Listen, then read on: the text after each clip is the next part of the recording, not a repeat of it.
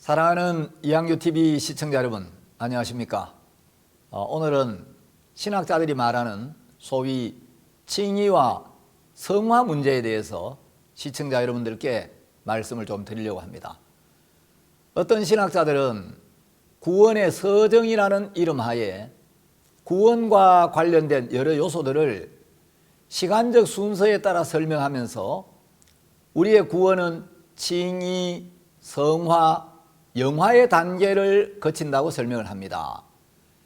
구원의 서정이라는 이 어구는 라틴어로 오르도 살루티스라고 하는데 18세기 초 스콜라 신학자였던 프란츠 부테우스와 야곱 카르포프가 그들의 저서에서 사용하기 시작했다고 합니다. 이 서정이라는 단어는 영어로는 order인데 이걸 차례, 순서라고 번역하면 쉽게 이해될 건데 누가 순서와 과정이라는 뜻으로 서정이라는 어려운 한자어로 만들어서 번역을 했고 그 뒤에 많은 사람들이 그냥 그대로 받아서 답습하고 있는 것 같습니다. 신학자들은 구원의 과정을 3단계부터 어떤 사람은 5단계, 어떤 사람은 7단계, 어떤 사람은 10단계 등으로 구분을 하는데 9단계로 나눈 이론이 많이 유포되어 있습니다. 신학자들이 9단계로 나눈 그 이론을 보면 이제 첫 단계가 소명, 이 소명이라는 건 이제 하나님의 부르심. 이제 두 번째가 중생, 중생은 이제 한자로 거듭중 날생, 거듭남을 의미합니다. 세 번째가 회심, 네 번째가 믿음, 다섯 번째가 칭의, 이제 의롭다고 칭한다는 거죠. 여섯 번째 단계가 이제 입양, 입양은 우리가 이제 하나님의 양자로 입양이 되어진다는 겁니다. 그 다음 이제 여섯 번째 단계가 성화, 그리고 일곱 번째 단계가 견인이라고 하는데 이 견인은 좀 어려운 단어입니다. 한자로 굳을 견 참을 인자인데 인간을 향해 오래 참으시는 하나님의 사랑에 근거해서 하나님께서 구원받은 성도들을 끝까지 견고하게 붙드신다, 이런 내용을 견인으로 번역을 해서 쓰고 있는데 별로 좀 적절치 않은 번역인 것 같습니다. 어떤 신학자들은 성도의 견인이라고 하는 것보다도 차라리 보호하심, 이제 이 견인은 칼빈주의의 5대 교리 중에 이제 마지막에 보면 Perseverance of Saints 해가지고 이걸 이제 성도의 견인으로 번역을 했는데 어떤 신학자들은 이걸 성도의 견인이라고 하는 것보다도 차라리 보호하심, 그래서 preservation으로 번역해서 이 preservation을 쓰는 것이 더 적절하다고 이야기하는 사람들도 있습니다. 그 다음에 이제 마지막 아홉 번째 단계가 영화라고 이야기를 합니다. 사람들이 제목은 순서와 과정이라는 뜻으로 서정이라고 붙여놓고 이렇게 아홉 가지로 나눈 뒤에 또 이 구원의 단계는 시간적으로 발생하는 순서라기보다는 논리적인 순서다, 뭐 이런 단서를 붙여놓기는 합니다. 그런데 사실 이 순서라는 건 시간적인 순서도 아니고 논리적인 순서도 아닙니다. 성령으로 거듭난 사람은 이걸 딱 보면 이건 시간적으로나 논리적으로나 말도 안 되는 순서라는 걸 한눈에 알 수가 있습니다. 그런데도 실제로는 많은 사람들이 이러한 구원의 과정을 칭의와 성화와 영화가 과거, 현재, 미래의 시간 속에서 시작되고 지속되고 완성되는 어떤 패러다임으로 받아들이고 있습니다. 본래 종교개혁이 있기 이전에는 교회가 우리가 의롭게 되는 것, justification과 거룩하게 되는 것, sanctification, 이걸 구분하지 않았습니다. 그 말은 소위 신학자들이 말하는 칭의와 성화가 본래는 하나의 개념이었다는 거죠. 루터를 비롯한 종교개혁자들은 구원의 문제를 에베소서 2장 8절 말씀, 너희가 그 은혜를 인하여 믿음으로 말미암아 구원을 얻었나니, 이 말씀에 근거해서 단순하게 구원은 은혜와 믿음으로 얻는 것으로 받아들였습니다. 이 칭의와 성화는 태양의 빛과 열을 나눌 수 없듯이 이 구별되지만 결코 분리될 수 없는 은혜의 두 측면으로 죄 사함을 받고 그리스도와 연합될 때 주어지는 단일하면서도 이중적인 은혜입니다. 태양의 빛과 열은 하나로 결합되어 있지만 동일한 것은 아니듯이 우리가 의롭게 되는 것이나 거룩하게 되는 것도 서로 구별되지만 나눌 수는 없습니다. 하나님께서 어떤 사람을 의롭게 하시면 동시에 그를 거룩하게도 하시는 겁니다. 예수 그리스도 안에서 우리가 의롭게 되는 것이나 거룩하게 되는 것, 이제 소위 신학적인 용어로 칭의와 성화라고 하는데, 이건 영원히 나눌 수 없는 은혜로 결합되어 있기 때문에 이 둘을 서로 분리시키는 것은 그리스도를 찢어버리려는 것과 같습니다. 자, 예를 들어 보겠습니다. 자, 여러분, 고린도전서 1장 30절에 보면 성경은 이렇게 말씀하고 있습니다. 너희는 하나님께로부터 나서 그리스도 예수 안에 있고, 예수는 하나님께로서 나와서 우리에게 지혜와 의로움과 거룩함과 구속함이 되셨으니. 자, 여기 예수는 우리에게 지혜와 의로움과 거룩함과 구속함이 되셨다. 여기 보면 지혜와 의로움과 거룩함과 구속함이 동시에 나타나고 있습니다. 자, 고린도전서 1장 30절에만 그렇게 되어 있는 게 아니고, 여러분 고린도전서 6장 11절 말씀을 또 한번 보겠습니다. 고린도전서 6장 11절에도 너희 중에 이와 같은 자들이 있더니 주 예수 그리스도의 이름과 우리 하나님의 성령 안에서 씻음과 거룩함과 의롭다 하심을 얻었느니라. 자, 여기 씻음과 거룩함과 의롭다 하심을 얻었다. 여러분, 고린도전서 1장 30절에는 의로움과 거룩함과 구속함이 동시에 나타납니다. 자, 고린도전서 6장 11절에도 여러분 거룩함이 앞에 나와요. 씻음과 거룩함과 의롭다 하심을 얻었느니라. 자, 칭의 그 다음에 성화 이렇게 되어 있는 게 아니고, 여러분 바울은 고린도전서 6장 11절에서 씻음과 거룩함과 의롭다 하심을 얻었다. 여기는 거룩이 의롭다 하심보다 앞에 나옵니다.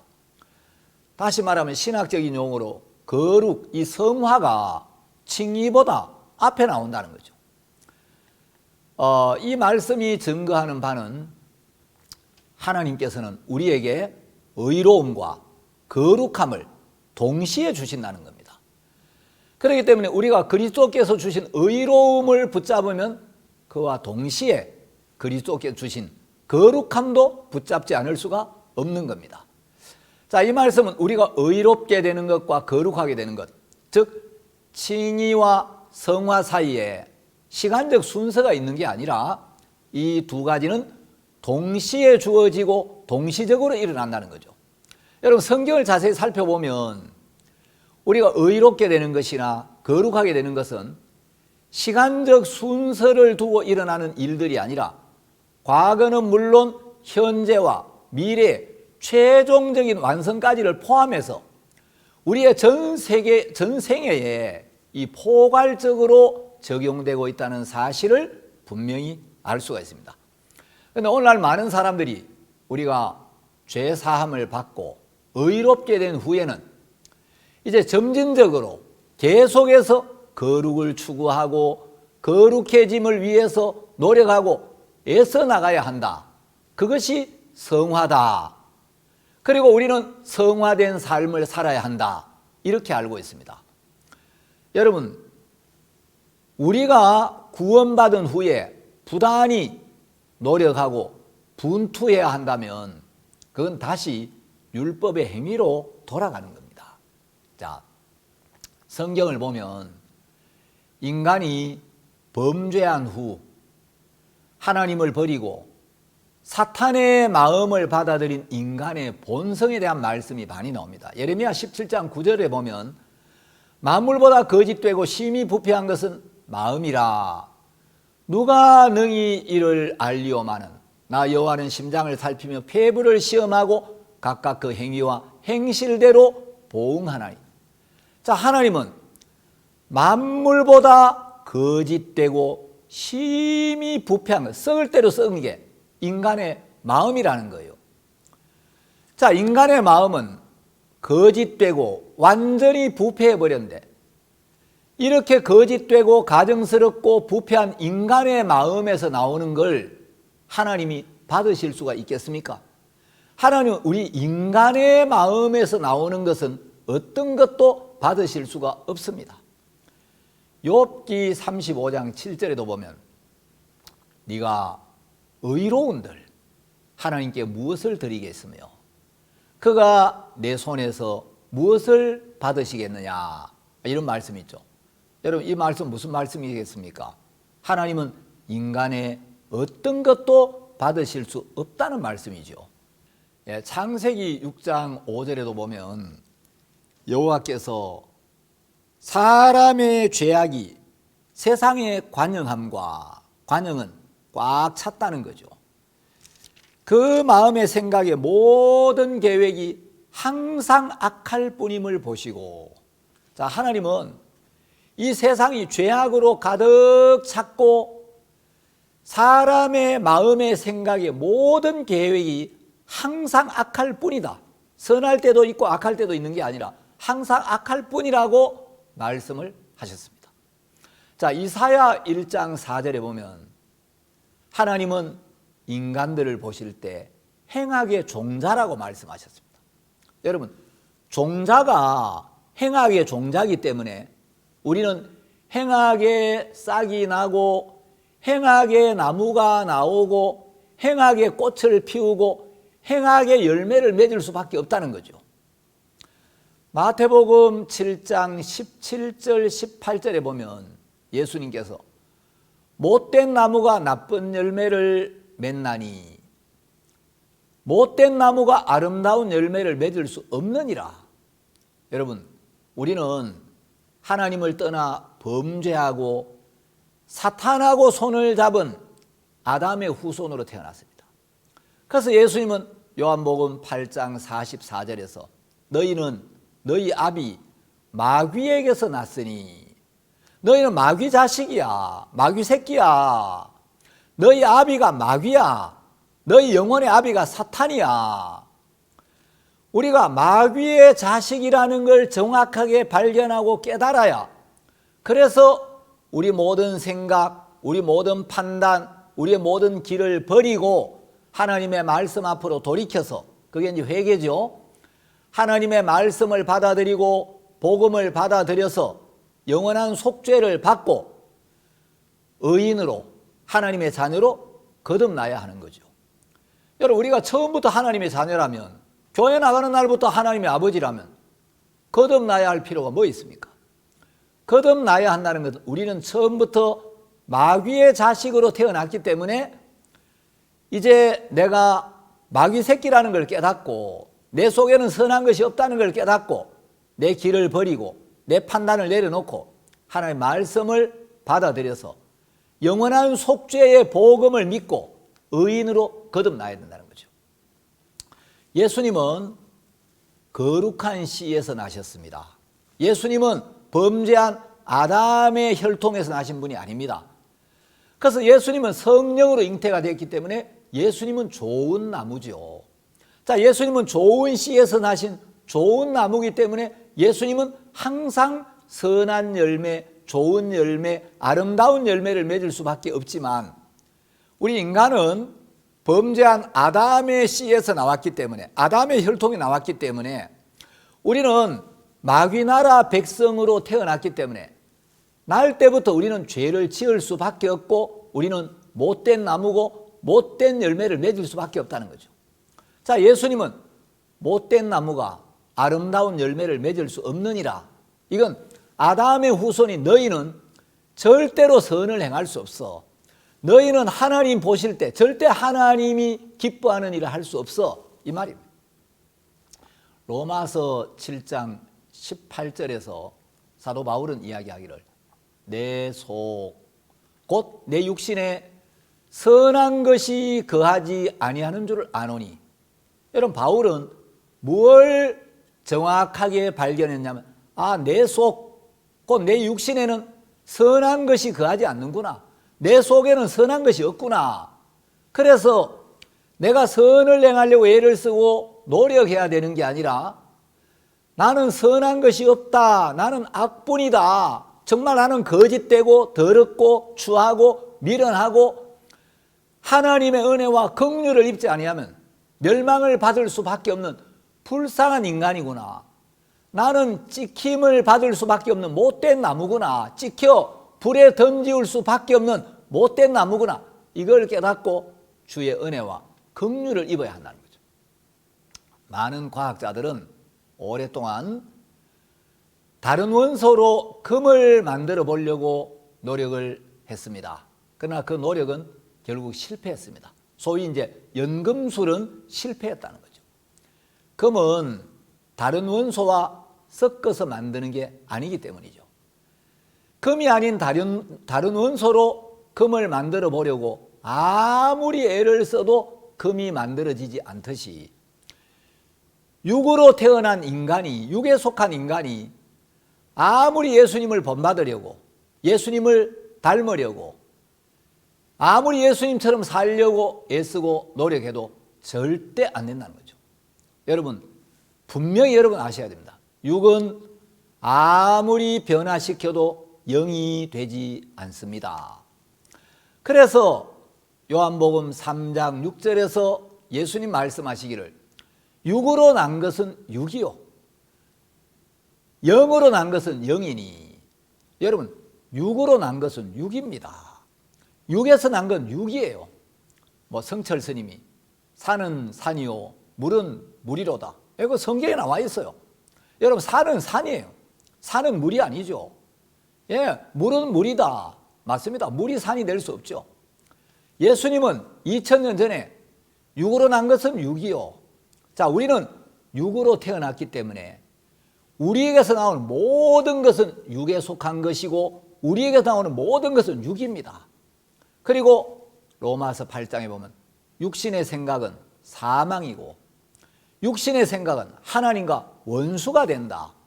요한복음 6장 63절에 보면 살리는 것은 영이니 육은 무익하니라. 육은 무익하다는 거죠.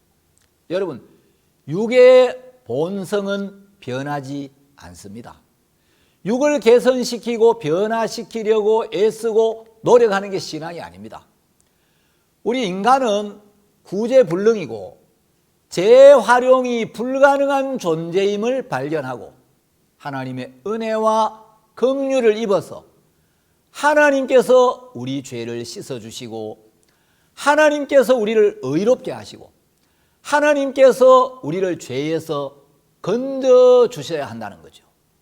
그래서 하나님 앞에 자기 상태, 자기 모습을 정확하게 깨닫고 자기를 부인하고 겸손한 마음으로 하나님 말씀을 받아들여 예수님이 흘리신 피로 우리의 죄가 영원히 씻어진 사실을 깨닫고 그 은혜의 복음을 마음으로 받아들여서 근본적으로 거듭나야 한다는 겁니다. 그래서 인간은 아무리 애쓰고 아무리 노력해도 설령 쓰레기 같은 인간이 개과천선해서 인간적으로 볼 때 놀랍게 변화된 삶을 산다 할지라도 그건 인간의 행위로 된 것이고 인간의 행위로 된 것은 육입니다. 성령으로 말미암은 것만이 거룩한 것이고 성령에 의해 거룩해지는 게 참된 거룩, 그게 참된 성화입니다. 물론 성경에는 성화, 칭의 이런 용어도 없습니다. 이건 신학적인 용어인데 성경에는 의롭게 하셨다, 의롭다 이렇게 하지 뭐 의롭다고 칭한다 뭐 칭이라는 말은 없고 성경에는 성장이라는 말은 있지만 성화라는 말은 없습니다.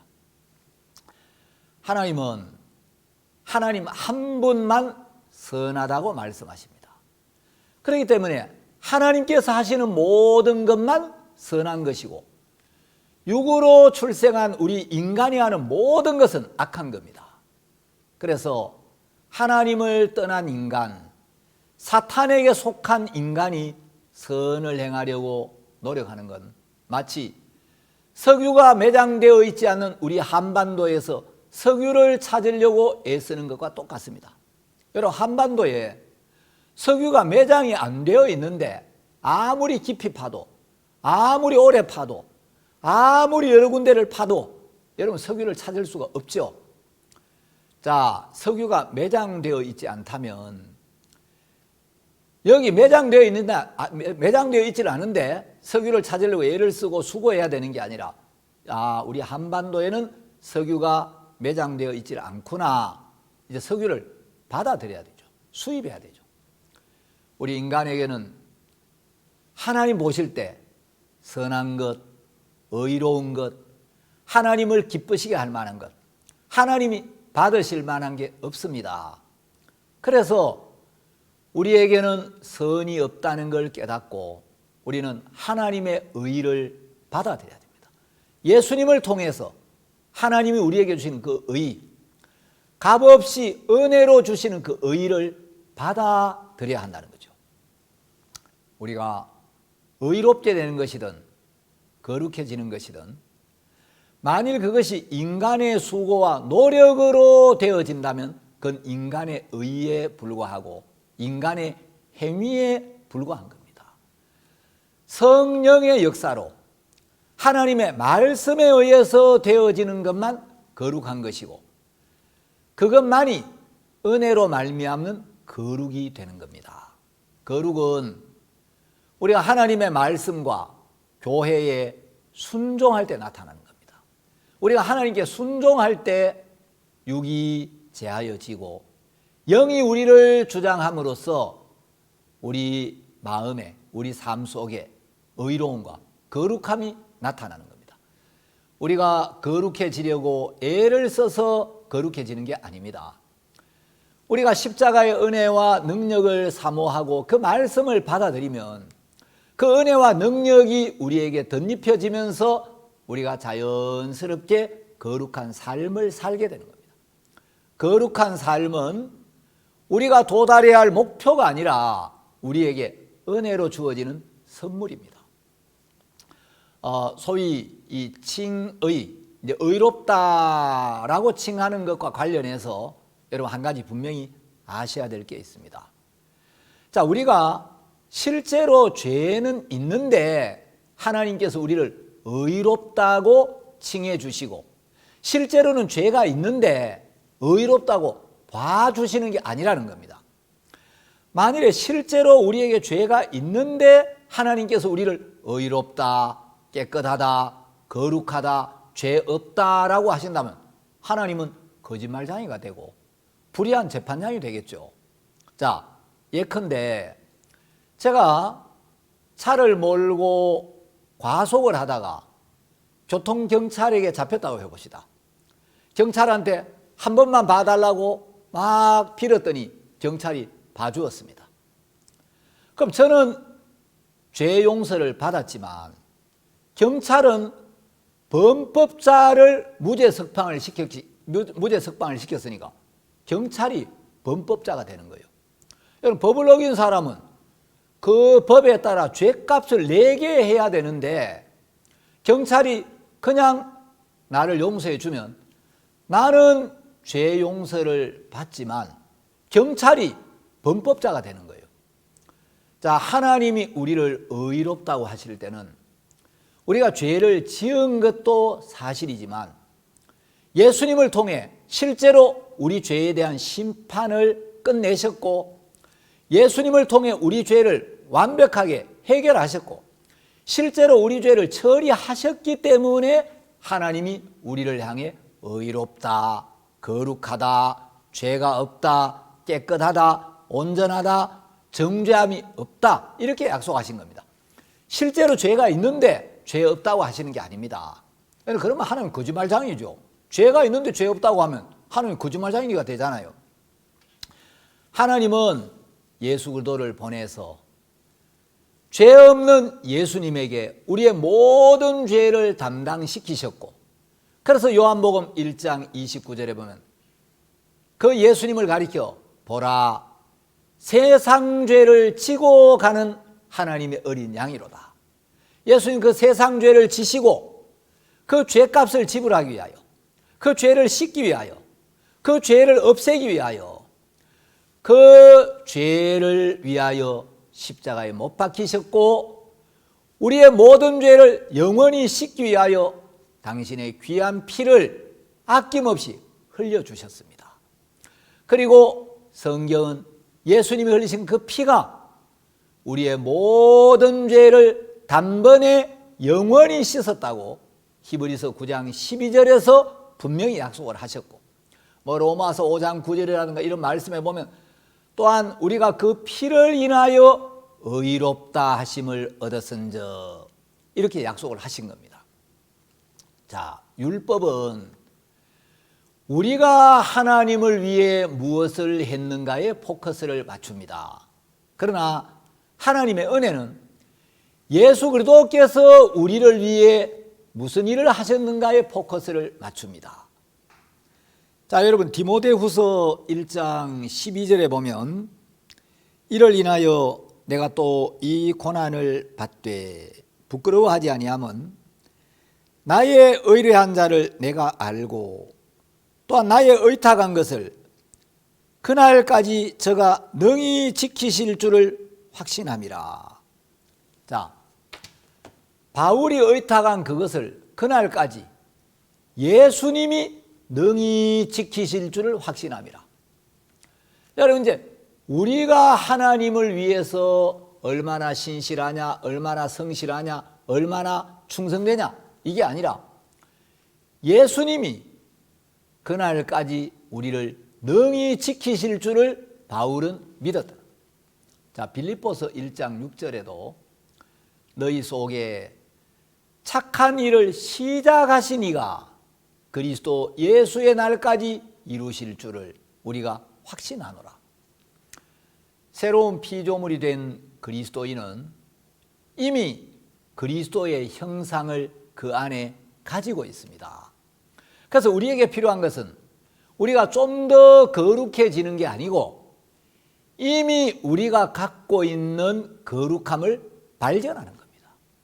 그리스도인은 거듭난 뒤에 율법을 지키려고 노력해서 선을 행하려고 애써서 거룩해지고 선해지는 게 아니라 하나님과의 관계와 사귐 때문에 선해지는 것이고, 육을 버리고 성령의 인도를 받을 때 거룩한 삶을 사는 겁니다.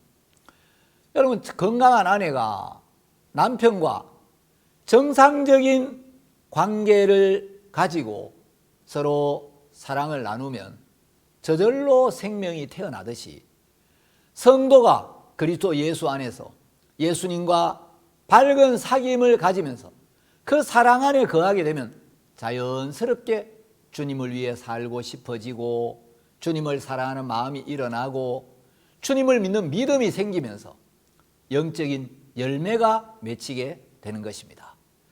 오늘 칭의와 성화에 대한 1편은 여기서 마치고 다음 시간 여러분 칭의와 성화에 대해서 이어서 또 말씀을 드리도록 하겠습니다. 감사합니다.